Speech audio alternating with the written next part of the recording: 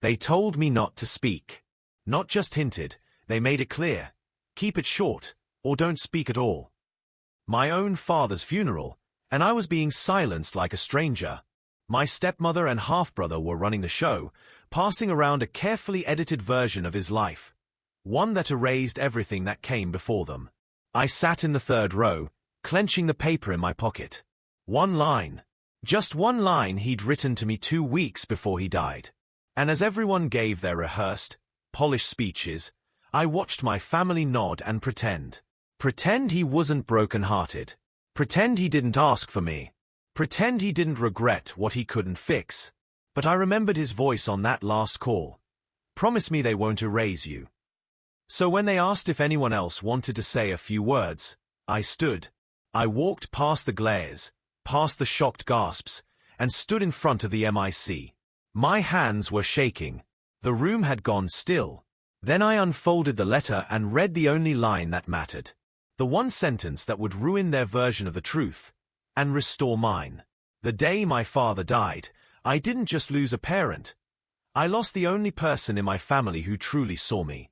He was the buffer, the translator, the bridge between me and the rest of them.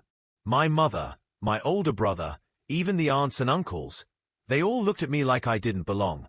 I wasn't the golden child. I wasn't the responsible one. I was the black sheep with too many opinions and not enough silence.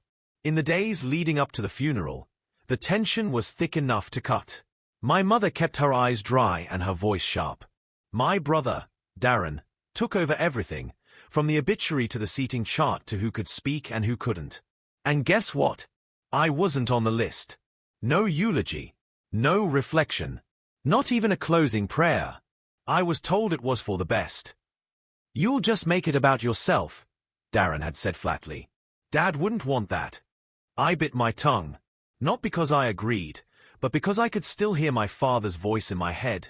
Calm, clear, always deliberate. Let the noise pass, he used to say. Then speak, when it matters.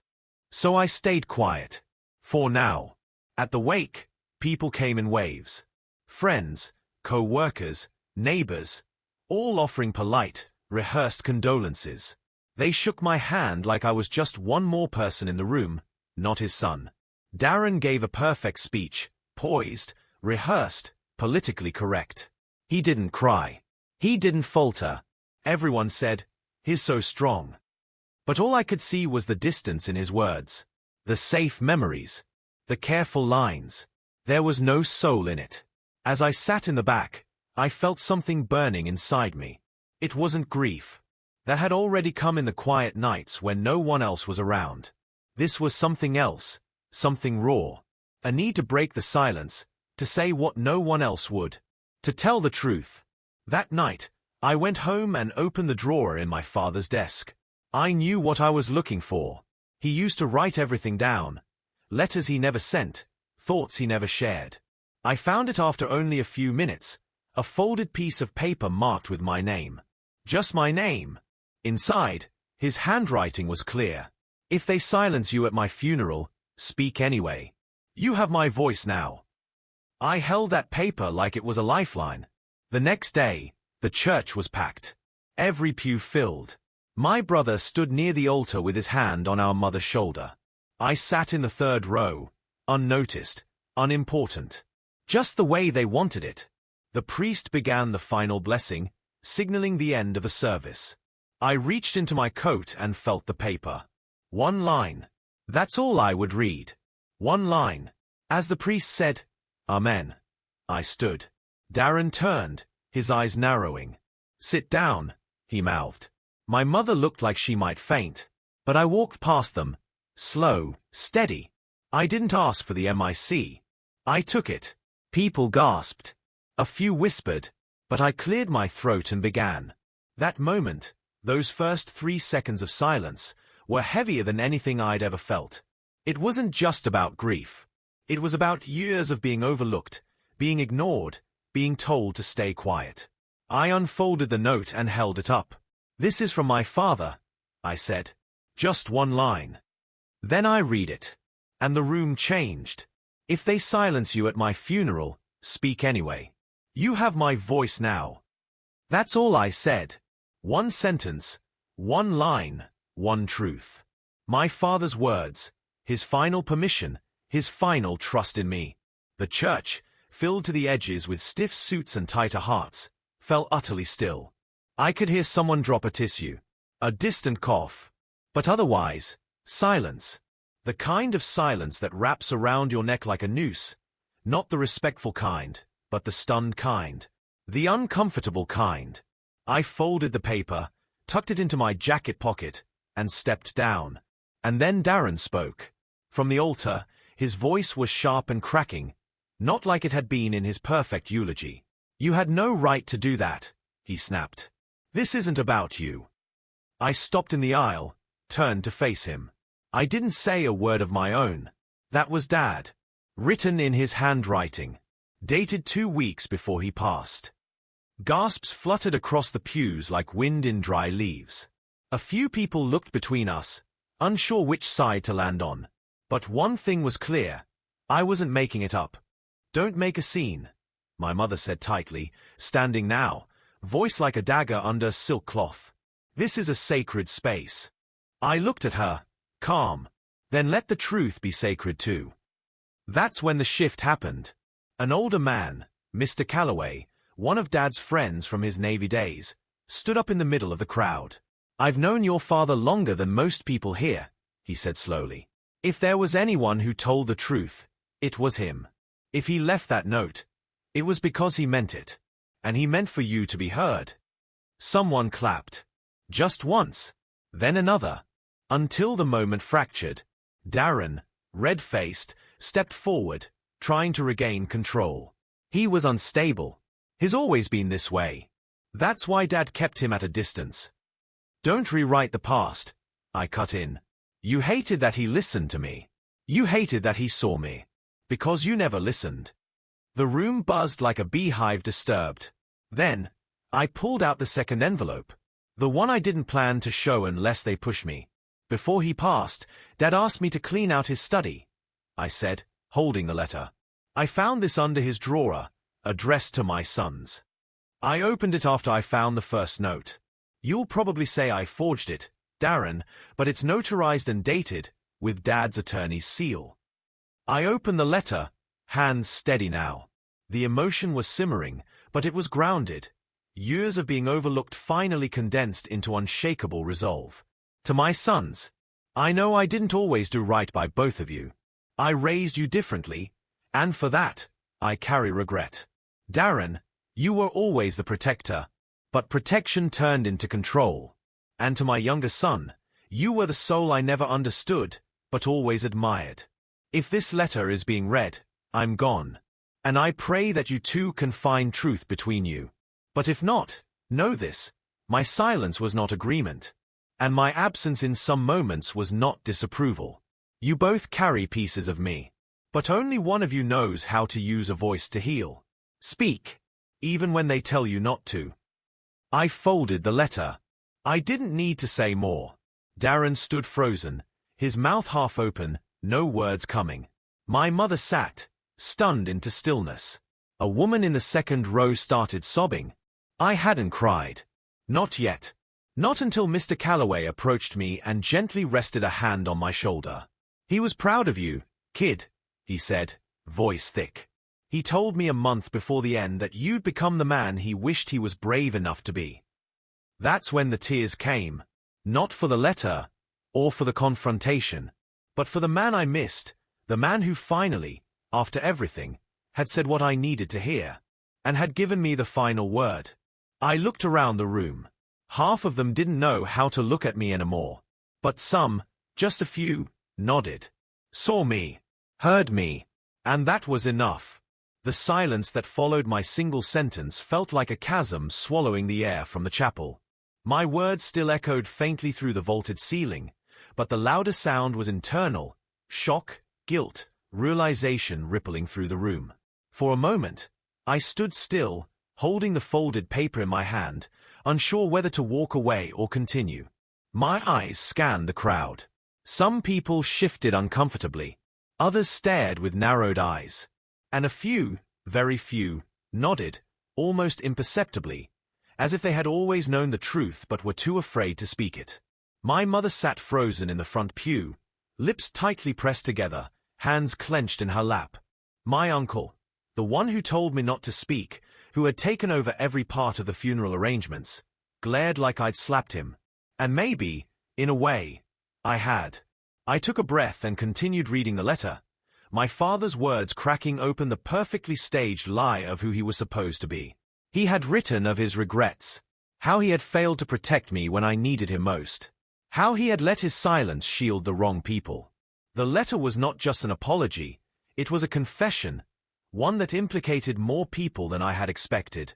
The family image they worked so hard to present began to crumble, line by line.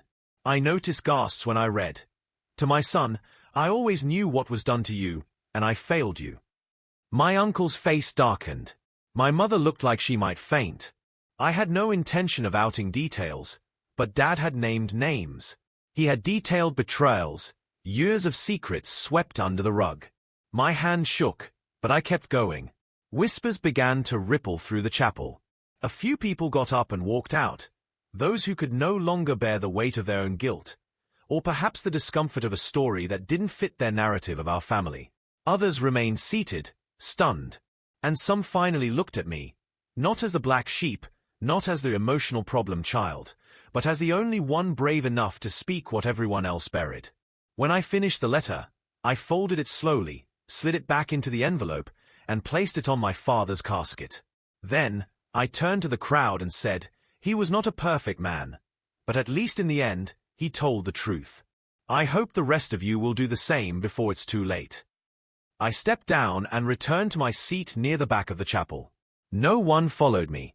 No one patted me on the back. It was not a moment for congratulations. It was a reckoning. The next few hours after the funeral were chaos. Outside, the somber procession turned into confrontations. Some relatives approached me quietly, thanked me for saying what they never could. "We knew something was wrong," one cousin whispered, "but we were told to stay quiet." Others were less kind. My aunt stormed up to me, her voice shrill. "How dare you ruin your father's funeral with that garbage? You think you're better than us? You're just bitter." "No," I replied calmly. "I'm just not silent anymore." The tension bled into every conversation that followed. The post-funeral gathering was a minefield.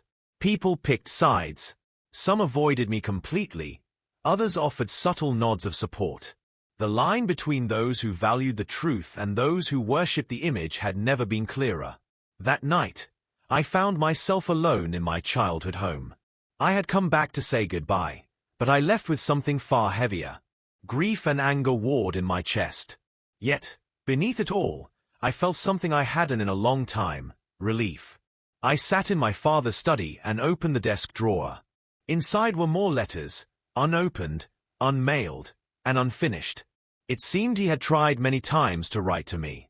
Some of the pages were stained with what looked like tears. I stayed there for hours, reading, sobbing, forgiving him in pieces. In the weeks that followed, things shifted in the family. Some members tried to pretend nothing had happened. Others reached out quietly, offering to talk, to share their own stories. I didn't need an apology from them. I needed them to acknowledge the truth. Slowly, some did. My uncle, however, doubled down. He tried to paint me as unstable, selfish. But people had heard the letter. They had felt the weight of it. His words, once taken as gospel, began to sound hollow. Eventually, I received a call from a lawyer. My father had left instructions for a private fund to be released to me upon his death. It wasn't about the money. It was the message. I see you. I failed you. But I'm trying to make it right. I used that money to finally move away, start fresh, and build something separate from the legacy of silence I had grown up in. But I never forgot the moment I stood in that chapel. The second I opened my mouth to read one line and shattered a lifetime of lies. Not out of spite, not out of anger, but out of love, for myself, for the truth, and for the version of my father who finally chose to stand beside me, even in death. In the weeks after the funeral, the dust didn't settle, it shifted. The family dynamic changed irreversibly. There were fractures that couldn't be glued back together with polite smiles or hollow apologies. I stopped receiving holiday invitations. The group chats continued without me. But oddly, I didn't feel like I'd lost anything. I hadn't belonged to that version of the family for a long time. I had only been pretending. Instead, I began to hear from others. A cousin who used to avoid me at family dinners messaged, "I'm sorry. I knew something was wrong back then. I didn't know what to say." A family friend, someone I hadn't seen in a decade, called to tell me that my father once confided in him about the guilt he carried. "He wanted to say something for years," the man said. "But your mother wouldn't let him. She didn't want anyone digging." It wasn't closure, not really. Closure implies something ends neatly. This didn't. But it was clarity. I learned that truth, once spoken aloud, doesn't just echo, it disrupts. It doesn't always bring healing, but it brings movement. It forces those who've lived too long in shadows to look at themselves in the light. I also realized that grief isn't just about mourning someone who's gone. Sometimes, it's about mourning the relationship you should have had, the words you wish had been said sooner, the protection that never came when you needed it most. And yet, despite all that, I found peace in the fact that, at the very end, my father chose to give me the microphone, even if he couldn't be there to hand it to me himself. That letter became more than a message. It became my permission to speak. And once I did, I realized how many others were waiting for the same. You see, families have rules. Unspoken ones. Don't talk about that. Don't embarrass us. Don't bring up the past. And those rules are designed to protect the wrong people. I broke them. I shattered them. And for once, I didn't feel shame. I felt whole. That one line I read at the funeral didn't just break the silence. It cracked the facade. And though I still carry grief, I carry something else too. A new version of my story. One where I am no longer the outsider, the burden, the quiet one with too much emotion. I am the voice that finally spoke. And I'll never be silent again.